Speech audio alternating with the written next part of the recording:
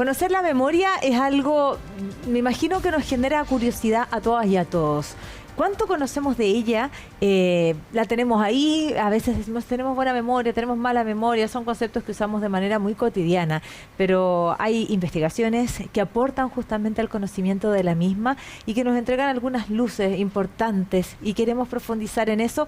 Todo esto en el contexto del Festival de Ciencia de Puerto de Ideas que se desarrolla en Antofagasta, y este lugar nos ha permitido cosechar conversaciones de altísimo valor, conversaciones que están en la frontera y que justamente nos ayudan y nos llevan a un lugar distinto del conocimiento tradicional. Bueno, está junto a mí, quiero saludar a Rodrigo Kian Quiroga, neurocientífico argentino, radicado en España y quien también ha estudiado mucho sobre este tema.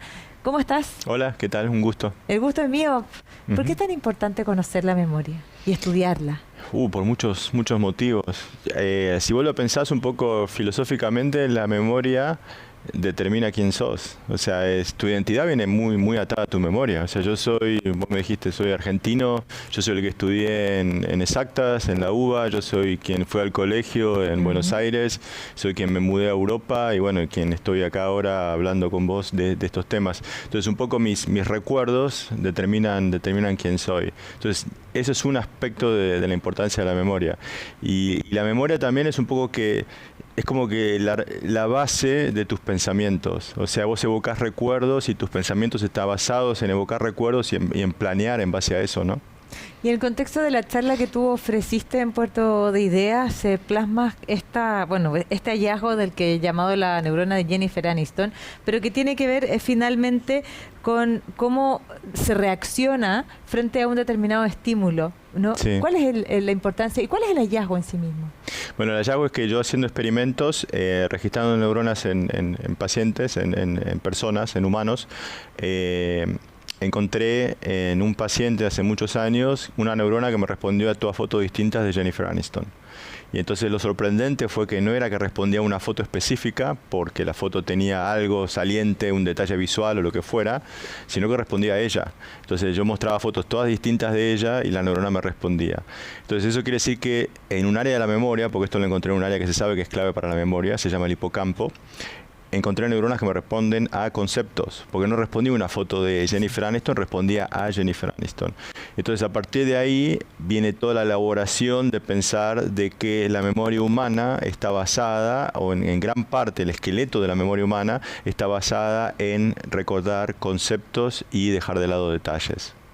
Mira, y en eso es la reacción de la neurona entonces a un concepto, y es algo, me imagino, más abstracto. Y contabas en tu charla un cuento, algo relacionado, ¿cierto?, con Borges y esta posibilidad de un personaje que recordaba todo. Y eso se transformaba en una condena. Sí. La mente, nuestro cerebro y las neuronas son específicamente eficientes. ¿Cuál es esa eficiencia y por qué es una condena no recordar de manera conceptual? Borges, escribe un cuento en 1941 llamado Funes el Memorioso, y él imagina a una persona que recuerda absolutamente todo. Y Borges hace ese ejercicio mental de pensar, a ver, ¿cómo sería recordarlo todo? Y Borges dice, bueno, este buen hombre no solo recordaba cada rama y cada racimo de una parra, sino que recordaba cómo la parra se veía cada día que la vio. Entonces, ahí hay veces, pero es demasiado eso, yo no me quiero acordar de tantas cosas. Y Borges termina concluyendo de que cuando uno recuerda todo, como este hombre, Ireneo Funes, ficticio, no puede pensar, porque este hombre está como abarrotado de detalles. O sea, los detalles lo abruman, y Borges dice que justamente pensar es abstraer, y abstraer es dejar de lado detalles, es enfocarse en lo esencial. Entonces yo creo que el funcionamiento del pensamiento humano y de la memoria humana está basado en eso, en dejar de lado un montón de detalles que son irrelevantes o que no te interesan en el momento, enfocarte en lo esencial y borrar solo la información que te resulta esencial.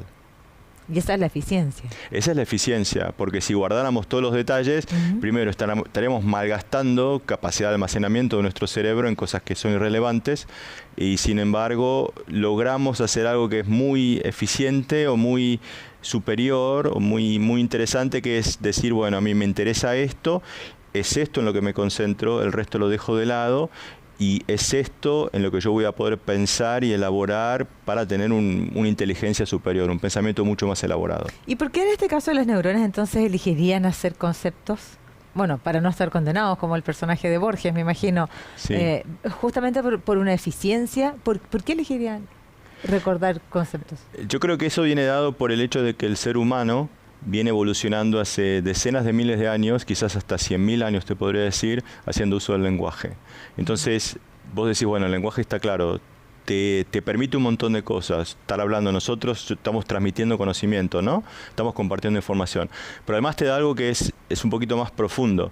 Cuando vos pensás en términos de palabras, estás abstrayendo. Cuando vos usás un sustantivo, casa, sillón, caballo, vos no te referís a una casa especial, vos te referís al concepto casa. Entonces, el hecho de que yo te pueda decir algo y que vos lo puedas entender, estás como pensando en términos de abstracciones, porque los sustantivos son abstracciones, los verbos son abstracciones. Entonces, yo creo que el uso del lenguaje, desde hace miles de años, decenas de miles de años, nos ha fomentado una manera de pensar mucho más abstracta que la que tienen otros animales. Ahora, esto que tú nos hablas del lenguaje, ¿esto es lo que nos hace humanos? Yo creo que es un aspecto de lo que nos hace humanos. O sea, yo creo que el lenguaje te permite un grado de abstracción que a su vez yo veo el correlato a nivel neuronal. Yo digo, bueno, no es casualidad, yo postulo, no es casualidad que tengamos lenguaje, que es abstracciones, que pensemos en términos de abstracciones, y yo a la vez veo correlatos neuronales de estas abstracciones. Porque yo veo que neuronas que me representan conceptos y no instancias específicas de las cosas. No a Jennifer Aniston de frente o de perfil o con un vestido rosa o violeta, no importa. La neurona me responde a ella. Entonces, eso es porque yo pienso en Jennifer Aniston como una persona, como algo, como una palabra, como un nombre.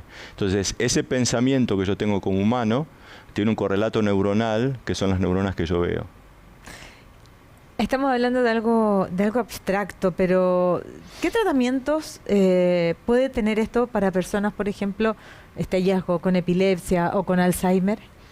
El Alzheimer es una enfermedad, o sea, sabemos algunos mecanismos como fisiológicos de cómo se genera. Tenés una formación de placas que es patológica en un área, bueno, más que en el hipocampo, en la corteza entorrinal, son áreas que están relacionadas a la memoria. Y una de las manifestaciones que ves del Alzheimer es que las primeras manifestaciones es que empezás a tener como olvidos, ¿no? Y cosas que conceptos que vos tenías, asociaciones. O sea, estoy hablando contigo ahora acá en Antofagasta. Entonces, yo hago un vínculo. O sea, vos como persona y Antofagasta. Y capaz que si nos vemos el año que viene en otro lugar, no sé, en Buenos Aires, en Argentina, yo generaré nuevas memorias, pero al recordar Antofagasta, yo recordaré los conceptos fundamentales de esta charla. Entonces, esas asociaciones son una de las cosas que son la clave de tu memoria, son como el esqueleto. Y eso es, creo yo, lo que empieza a perderse en las primeras instancias del Alzheimer, que empezás como a confundir, que empezás a mezclar recuerdos, ¿no? A no poder evocar las cosas más fehacientemente comparado con una persona normal. Y bueno, eso después va evolucionando y es un deterioro cada vez más notorio, y llega un momento que ya no reconoces a las personas más cercanas, ¿no? Claro, y este hallazgo que haces tú, ¿por qué finalmente tú expones al paciente a una determinada imagen? Y ahí entonces entiendes que finalmente hay un recuerdo ahí, ¿o no? Sí. Hay un recuerdo que es recurrente porque se lo muestras de una u otra forma y hay una abstracción. Sí. Y ahí tú puedes sacar alguna conclusión. No sé si habrá sido alguna fanática de la serie o algo pasó ahí que se generó esto y reacciona esa neurona. Entonces, por lo tanto, este hallazgo nos puede permitir conocer mucho más de personas que en algún momento tengan algún tipo de complejidad o alguna pérdida de memoria. Lo que te está diciendo es que si decís con pérdida de memoria o complejidad, ¿te refieres a una patología en general o...? Puede ser, en general, claro, en aquellas que nos asustan más a todos, ¿no? Lo que te está diciendo es que recordamos relativamente poco. O sea, porque vos tenés la idea de que recordás como si estuvieras pasándote de vuelta una película, y no es así. Lo que está mostrando estos experimentos que yo hago es que la manera en que recordamos es mucho más grosa y abstracta, grosa en el sentido de que no es fina, de que no es detallista, de lo que nos pensamos. Lo que pasa es que cada vez que nosotros evocamos una memoria, la rellenamos de detalles. La memoria es una construcción. Esa idea de que la memoria es como pasar una película, como si vos apretás rewind y play, no es tan así, no es cierta. Lo que está pasando es que vos recordás unos ciertos conceptos, cosas que pasaron, y empezás a rellenarlo con la información. ¿Y cómo haces para rellenar? Usás el sentido común. Asumís cosas. Vos asumís de que algo fue así y capaz que te estás equivocando y no te das cuenta.